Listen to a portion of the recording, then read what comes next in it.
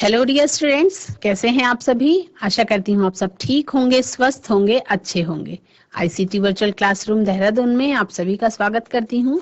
मेरा नाम समता है और बच्चों क्लास 9th में आपका चैप्टर स्टार्ट हो चुका है the fundamental unit of life, तो यानी कि जीवन की मूलभूत इकाई कोशिका। ठीक है, तो कोशिका के बारे में हमने जाना, कोशिका की संख्या के आधार पे किस तरह से यूनिसेलुलर ऑर्गेनिजम्स होते हैं और मल्टीसेलुलर यानी कि एक कोशिकीय और बहुकोशिकीय जंतुओं के बारे में जाना। तो चलते हैं स्मार्ट बोर्ड की तरफ, और जहां तक लास्ट सेशन में हमने पढ़ लिया था उससे आगे ही हम इस चैप्टर को और कंटिन्यू करेंगे। Let's go to the digital board. बच्चों क्लास 9th में जो आपका चैप्टर है the fundamental unit of life, तो the fundamental unit of life का मतलब क्या होता है? जीवन की मूलभूत इकाई। जीवन की मूलभूत इकाई क्या है? कोशिका। तो इस चैप्टर में हमको क्या क्या पढ़ना है? कोशिका के बारे में जानना है, कोशिकाओं की संख्या के आधार पे कितने प्रकार के जंतु होते हैं उनके बारे में जानना है, और उसके बाद कोशिकाएं कितने प्रकार की होती हैं उनके बारे में जानना है। मतलब हमको जंतु कोशिका के बारे में और वनस्पति कोशिका के बारे में जानना है, और क्या कोशिकाएं ही अकेले हैं? कोशिकाएं क्या होती हैं? अपने आप में संपूर्ण होती हैं, यानी कि सारा काम कोशिकाएं अपने आप खुद का कर सकती हैं। तभी तो एक कोशिकीय जीव जो होते हैं, यूनिसेलुलर ऑर्गेनिजम्स जो होते हैं, वो सब काम अपने जीवन को चलाने के लिए उसी एक ही कोशिका से परफॉर्म कर लिया करते हैं। तो इसलिए कोशिकाएं क्या होती हैं? अपने आप में संपूर्ण होती हैं, और इसीलिए उन्हें जीवन की मूलभूत इकाई कहते हैं, है ना। तो चैप्टर जो है ये बहुत इंपॉर्टेंट चैप्टर है आपका, जीवन की मूलभूत इकाई। इसमें हमने ये जाना था कि जो कोशिका होती है, कोशिका एक तरह की झिल्ली से घिरी होती है जिसे कोशिका झिल्ली कहते हैं, है ना। कोशिका के अंदर क्या क्या पाया जाता है? कोशिका के अंदर मेन रूप में एक तो कोशिका झिल्ली पाई जाती है, उसके अंदर कोशिका द्रव्य भरा हुआ होता है, और उसके अंदर प्रेजेंट होता है न्यूक्लियस। न्यूक्लियस का मतलब केंद्रक, है ना। तो जो दो प्रकार की कोशिकाओं के बारे में आपको मैंने पढ़ाया था, प्रोकैरियोटिक कोशिका और यूकैरियोटिक कोशिका। तो प्रोकैरियोटिक कोशिका क्या होती है? जिसमें जो केंद्रक है वो फुल्ली डेवलप्ड नहीं होता है, वो प्रोकैरियोटिक कोशिका के अंतर्गत आता है। जिसमें जो कैरियन है, न्यूक्लियस को ही कैरियन कहते हैं, तो karyon is not fully developed in prokaryotic cells. और जिसमें यूकैरियोटिक कोशिका ऐसी होती है कि जिसमें जो केंद्रक होता है, केंद्रक पूर्ण रूप से विकसित होता है, यानी कि जो कोशिका द्रव्य है, कोशिका द्रव्य से अलग गोल एक झिल्ली के अंदर बंद होता है, वो पूर्ण रूप से विकसित होता है। ऐसा न्यूक्लियस क्या कहलाता है? यूकैरियोटिक सेल्स का फुली डेवलप्ड न्यूक्लियस कहलाता है। कल हमने चर्चा करी थी कि जो न्यूक्लियस की संरचना के बारे में हमने जाना था, तो न्यूक्लियस के बारे में हमने जाना था कि न्यूक्लियस जो है वो फुली डेवलप्ड न्यूक्लियस के बारे में हम बात कर रहे थे। तो न्यूक्लियस जो है वो एक केंद्रक की झिल्ली से घिरा हुआ होता है, जिसे न्यूक्लियर एनवेलप कहा जाता है। और न्यूक्लियर एनवेलप के अंदर क्या होता है? एक फ्लूइड फिल्ड होता है। उस फ्लूइड को क्या कहते हैं? न्यूक्लियोप्लाज्म कहते हैं, या केंद्र का द्रव्य कहते हैं। और उसके अंदर भी न्यूक्लियोलस मौजूद होता है, यानी कि केंद्रिका मौजूद होती है।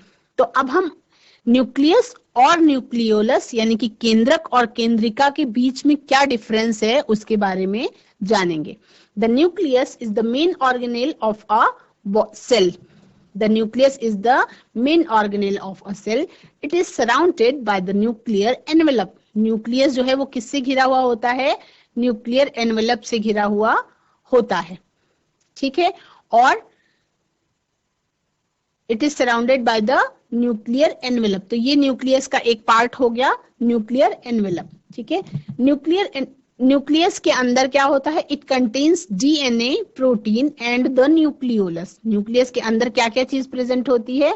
न्यूक्लियस के अंदर प्रेजेंट होती है डीएनए, डीऑक्सीराइबोन्यूक्लिक एसिड, प्रोटीन्स और न्यूक्लियोलस यानी कि केंद्रिका, ठीक है। न्यूक्लियस क्या है? It is the control centre of a cell as DNA replication and protein synthesis. वो क्या है? कंट्रोल सेंटर है एक सेल का, जहां पे क्या होता है इंपॉर्टेंट फंक्शंस, वो कौन कौन से होते हैं, डीएनए रेप्लिकेशन और प्रोटीन की सिंथेसिस, यानी प्रोटीन का बनना, प्रोटीन सिंथेसिस और डीएनए का द्विगुणन होना यानी कि रेप्लिकेशन होना, ये प्रोसेस जो है उसका कंट्रोल सेंटर जो है वो न्यूक्लियस यानी कि केंद्रक होता है। ठीक है, अब हम जानेंगे न्यूक्लियोलस के बारे में कि न्यूक्लियोलस क्या है। न्यूक्लियोलस जो है, the nucleolus is present inside the nucleus. जो न्यूक्लियोलस होता है वो न्यूक्लियस के भीतर प्रेजेंट होता है। It is not covered by any membrane. तो कभी भी न्यूक्लियस और न्यूक्लियोलस यानी कि केंद्रक और केंद्रिका के बीच में कंफ्यूज नहीं होंगे। न्यूक्लियस के अंदर न्यूक्लियोलस होता है, यानी केंद्रिका जो है वो केंद्रक के अंदर होती है। It contains RNA and proteins. Nucleolus पे क्या होता है, आरएनए होता है और प्रोटीन पाई जाती है। ठीक है, it performs the functions of ribosome synthesis. और ये किस फंक्शन को परफॉर्म करती है, ये राइबोसोम सिंथेसिस के फंक्शन को परफॉर्म करती है। ठीक है, न्यूक्लियस को क्या कहते हैं, the director of a cell, यानी कि उसका मालिक। सेल के अंदर जो कुछ भी एक्टिविटी होती है उसको डायरेक्ट करने का काम क्या करता है, न्यूक्लियस करता है। जैसे एक कंप्यूटर को चलाने के लिए उसका ब्रेन जो है सीपीयू होता है, जो प्रोसेसिंग यूनिट होता है वो उसके ब्रेन की तरह काम करता है, उसी तरह से न्यूक्लियस जो है वो एक सेल के ब्रेन की तरह काम करता है। जैसे अगर किसी इंसान का शरीर है तो किसी इंसान के शरीर में जो कुछ भी एक्टिविटीज हो रही हैं उसको डायरेक्शन देने का काम, उसको निर्देश देने का काम कौन करता है, मानव इंसान का जो शरीर है उसमें जो दिमाग पाया जाता है, ब्रेन ही डायरेक्ट करता है उसको हर एक काम करने के लिए। उसी तरह से एक सेल के हर एक फंक्शन को डायरेक्ट करने का काम कौन करता है, न्यूक्लियस करता है। ठीक है, न्यूक्लियस की संरचना को हम इस तरह से समझ सकते हैं कि जैसे ये है न्यूक्लियस, एक झिल्ली से घिरा हुआ है और उस झिल्ली में ये पोर्स जैसी संरचनाएं हैं, ये पोर्स हैं, उसके अंदर जो है ये क्रोमैटिन दिखाई पड़ रहे हैं जो उलझे हुए धागों सी संरचना है। और ये इस तरह से क्रोमोसोम्स की तरह जब विभाजन होना शुरू होता है किसी भी सेल में, तो ये जो क्रोमैटिन है वो क्रोमोसोमल ऑर्डर में आ जाते हैं और उस पर मौजूद होते हैं जीन्स। इस तरह से डीएनए मौजूद होते हैं और डीएनए के ऊपर क्या प्रेजेंट होते हैं, डीएनए के ऊपर जीन्स प्रेजेंट होते हैं। तो सेल क्या है, ये एक सेल कंटेनिंग न्यूक्लियस है, ये एक सेल का स्ट्रक्चर है। सेल के अंदर ये न्यूक्लियस का स्ट्रक्चर है और न्यूक्लियस के अंदर क्या होते हैं, क्रोमोसोम्स होते हैं और क्रोमोसोम्स पर क्या होते हैं, डीएनए प्रेजेंट होते हैं। Inside the nucleus rod shaped structure called chromosomes, जो एक छड़ाकार संरचना होती है, रॉड शेप्ड स्ट्रक्चर होता है, उसको क्या कहते हैं, क्रोमोसोम्स कहते हैं। These chromosomes bear the hereditary units.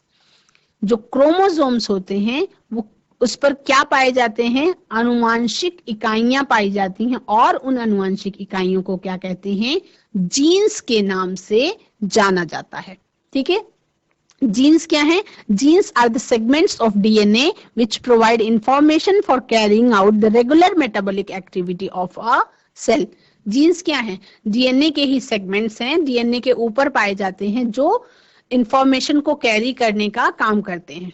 Example के तौर पे अगर हम देखें तो DNA contains the information on how to make the proteins of the cell. The proteins in turn control the chemical reactions of the cell and provide structural support to both the cells and tissues। यानी DNA के अंदर ये information छुपी हुई होती है कि किस तरह से प्रोटीन का सिंथेसिस हो जो सेल्स और टिश्यूज के लिए जरूरी है। The nucleus also plays a crucial part along with the environment in determining the way a cell will develop and to form that it will exhibit at maturity by directing the chemical activities of the cell। और किसके performance में जरूरत होती है इसको, chemical activities के performance में भी इसकी जरूरत होती है। इसीलिए उसको डायरेक्टर ऑफ द सेल कहा जाता है। किसको, न्यूक्लियस को डायरेक्टर ऑफ द सेल कहा जाता है। फंक्शंस क्या क्या है न्यूक्लियस के, the nucleus controls all metabolic activities of a cell, यानी हर प्रकार की जो उपापचय प्रक्रियाएं होती हैं सेल में, उसको परफॉर्म करने के लिए जो कंट्रोल पावर होती है वो न्यूक्लियस के पास होती है, वो कंट्रोलिंग पावर केंद्रक के पास होती है. It is concerned with the transmission of hereditary traits from the parent to the offsprings. मतलब कि जो न्यूक्लियस है, न्यूक्लियस के अंदर जो क्रोमोसोम्स मौजूद होते हैं उनके ऊपर डीएनए पाए जाते हैं, और डीएनए पे जो जीन्स होते हैं वो जीन्स रिस्पॉन्सिबल होते हैं किसके लिए? ट्रांसमिशन ऑफ हेरिडेटरी ट्रेट्स, यानी कि जो वो अनुवांशिक लक्षणों को एक पीढ़ी से दूसरी पीढ़ी तक पहुंचाने के लिए जो अंग उत्तरदायी है वो है आपकी कोशिकाएं, और कोशिकाओं के अंदर प्रेजेंट जो न्यूक्लियस है, न्यूक्लियस के अंदर का क्रोमोसोम, क्रोमोसोम के अंदर डीएनए, और डीएनए पे प्रेजेंट जीन्स होते हैं जो इंफॉर्मेशन लेके एक पीढ़ी से दूसरी पीढ़ी तक पहुंचाने का काम करते हैं, ट्रांसमिशन करते हैं हेरिडिटरी ट्रेट्स का, यानी अनुवांशिक गुणों का, अनुवांशिक लक्षणों का एक पीढ़ी से दूसरी पीढ़ी तक, यानी कि parent to the offspring, माता पिता से उनकी संतानों तक पहुंचाने का काम.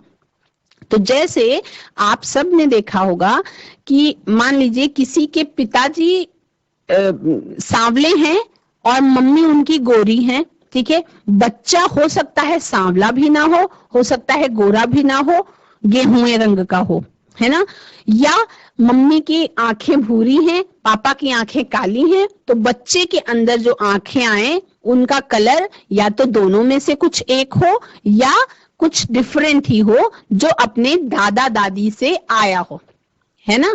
हो सकता है कि बच्चे के बालों का कलर ना तो मम्मी से मैच करे ना पापा से मैच करे, बच्चों के बालों का कलर हो सकता है उसकी नानी से मैच करे.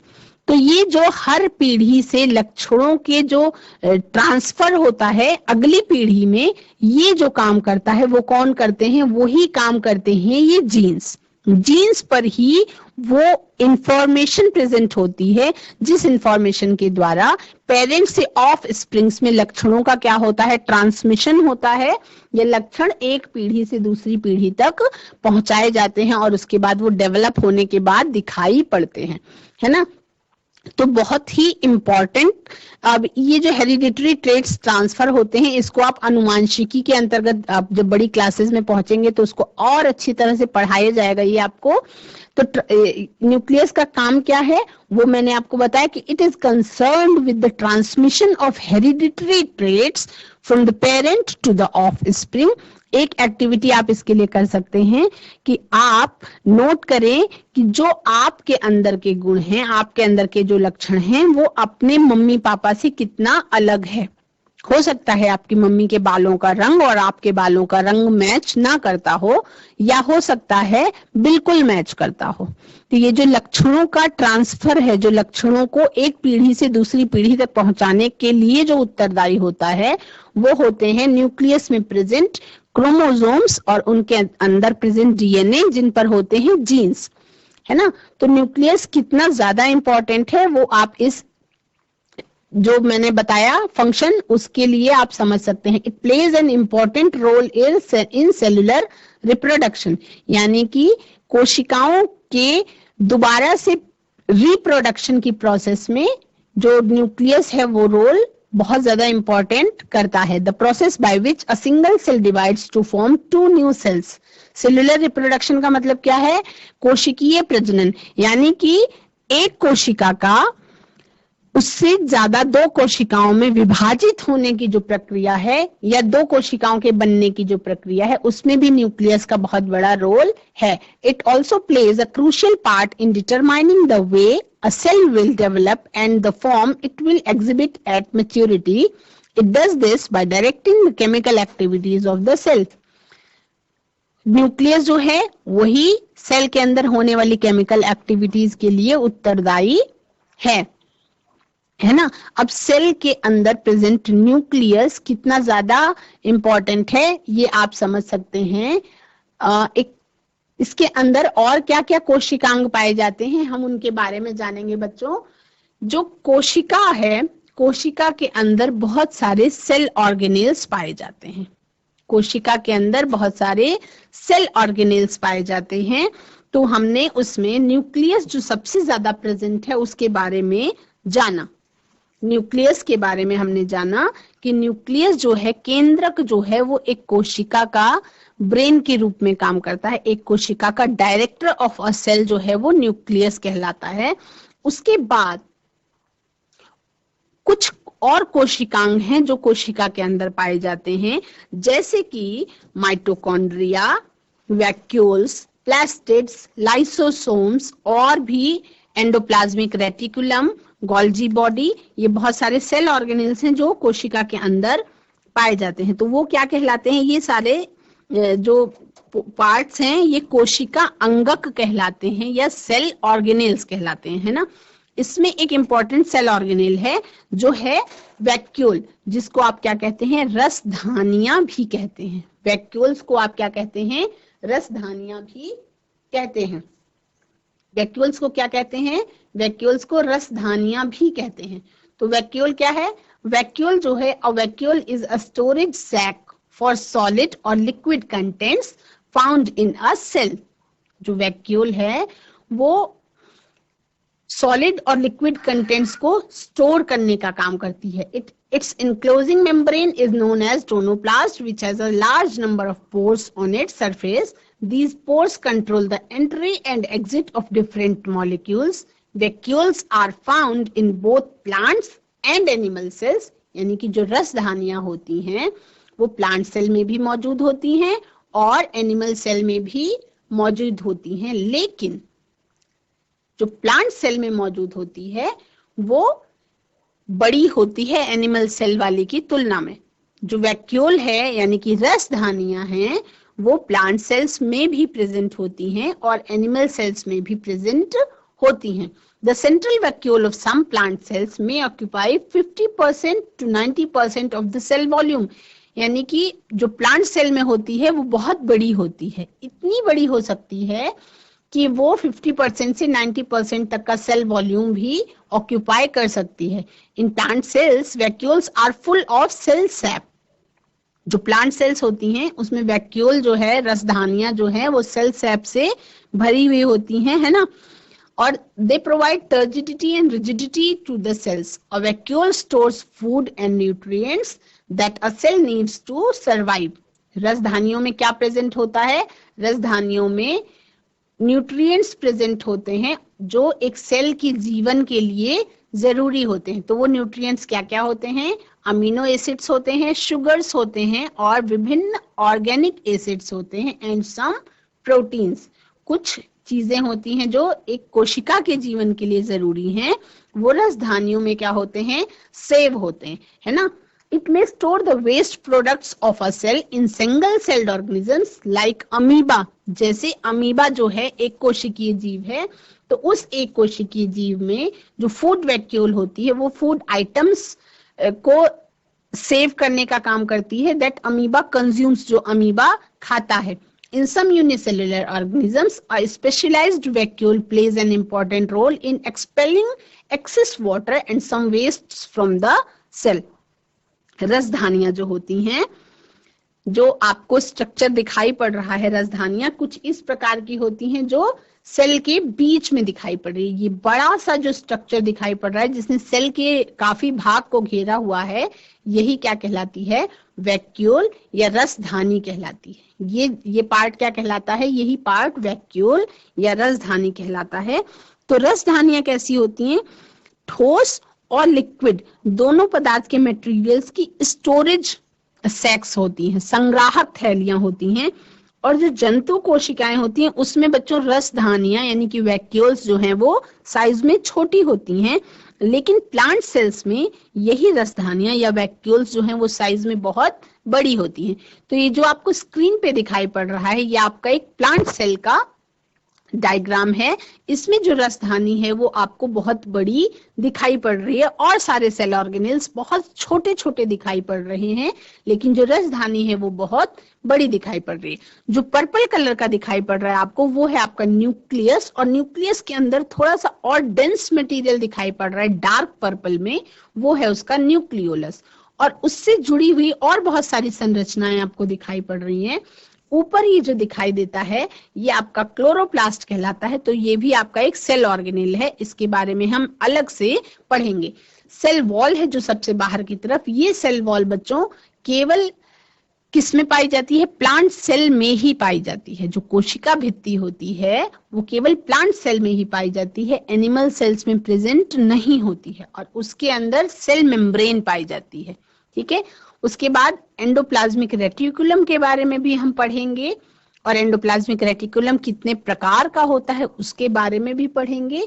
हम क्लोरोप्लास्ट के बारे में भी पढ़ेंगे, हम गोल्जी बॉडी के भी बारे में पढ़ेंगे, और हम माइटोकॉन्ड्रिया के बारे में भी पढ़ेंगे। वैक्यूल की जो मेम्ब्रेन होती है, मेम्ब्रेन ऑफ वैक्यूल, वो क्या कहलाती है? टोनोप्लास्ट कहलाती है। ठीक है, तो कुछ प्लांट्स होते हैं उनकी सेल्स में जो वैक्यूल्स होती हैं, रसधानियां होती हैं, वो इतनी बड़ी हो सकती हैं कि वो किसी एक सेल का 50 से 90% तक पार्ट उसका कवर कर ले, है ना। तो पादप कोशिकाएं जो प्लांट सेल्स होती हैं उनकी रसधानियों में, वैक्यूल्स में क्या प्रेजेंट होता है? कोशिका द्रव्य भरा होता है। क्या भरा होता है? साइटोप्लाज्म भरा होता है, कोशिका द्रव्य भरा होता है, और ये कोशिकाओं को क्या प्रदान करती हैं? यही कोशिकाओं को रिजिडिटी और टर्जिडिटी देने का काम करती हैं। क्या प्रेजेंट होती हैं? ये they provide turgidity and rigidity to the cell. जो कोशिका द्रव्य होता है उसमें ये कोशिका को स्फीति और टर्जिडिटी देने का काम करती हैं, स्फीति और उसको कठोरता प्रदान करने का काम करती हैं। ठीक है, तो और जो पौधों के लिए जो इम्पोर्टेंट पदार्थ हैं वो वैक्यूल्स में प्रेजेंट होते हैं। ये अमीनो एसिड्स, ग्लूकोज, अलग अलग ऑर्गेनिक एसिड्स और कुछ प्रोटीन्स हैं। जैसे कि मैंने अभी आपको बताया कि जो एक कोशिकीय जीव होते हैं, जिसमें सबसे बड़ा एग्जाम्पल, सबसे कॉमन एग्जाम्पल अमीबा का है, तो अमीबा की जो फूड वैक्यूल होती है उसमें उनके द्वारा यूज किए जाने वाले जो फूड मटेरियल होते हैं वो उसके अंदर, फूड वैक्यूल के अंदर प्रेजेंट होते हैं। तो जो एक कोशिकीय जीव होते हैं उसमें स्पेसिफिक वैक्यूल्स हैं कुछ, जो क्या करती हैं? वाटर को और कुछ एक्स्ट्रा वेस्ट मटेरियल को शरीर से बाहर निकालने में इंपॉर्टेंट रोल निभाती हैं, है ना। तो ये हो गया आपका वैक्यूल के बारे में। तो हर एक कोशिका, हर एक सेल जो होती है उसकी अपनी एक स्पेसिफिक स्ट्रक्चर होता है उसका, जिसके द्वारा वो क्या करती हैं? अपना सारे विशिष्ट कार्य, जैसे कि रेस्पिरेशन है, श्वसन है, पोषण है, न्यूट्रिशन है, और एक्स्ट्रा वेस्ट मटेरियल का एक्सक्रीशन करने का काम, और नई प्रोटीन को बनाने का काम या प्रोटीन सिंथेसिस करने का काम करती हैं या उसमें हेल्प करती हैं, है ना। तो ऐसा क्यों हो पाता है? ऐसा जो उनकी झिल्ली और सेल ऑर्गेनेल्स की स्पेसिफिक स्ट्रक्चर के कारण, विशिष्ट संरचना के कारण ऐसा पॉसिबल हो पाता है। इसीलिए जो कोशिका है वो सजीवों की एक मूलभूत संरचनात्मक इकाई है और जीवन की यही मूलभूत क्रियात्मक इकाई भी है। यह cell is a basic structural and functional unit of life. ठीक है, तो आपने सेल के अंदर न्यूक्लियस को भी पढ़ लिया और वैक्यूल्स को भी पढ़ लिया।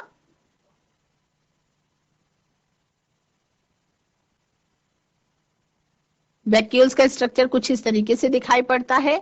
ये डायग्राम आपकी बुक में नहीं दिया हुआ है ना, लेकिन मैंने आपको बना के बता दिया कि एक वैक्यूल जो है प्लांट सेल में वो किस तरह से दिखाई पड़ता है। फंक्शंस ऑफ वैक्यूल्स क्या है? Some important functions of vacuoles are as follows. They help in the removal of unwanted structural debris, यानी कि वो अनवांटेड चीजों को कोशिका से बाहर निकालने में हेल्पफुल होते हैं। They maintain the turgor pressure within cells. In amoeba the food vacuole stores food and they help in maintaining the proper pH of cells. Proper pH का मतलब कि जो पीएच लेवल है उसको मेंटेन करने का काम वैक्यूल्स करते हैं। ठीक है, तो इस तरह से in some fungal cells vacuoles act like lysosomes and play an important role in autophagy.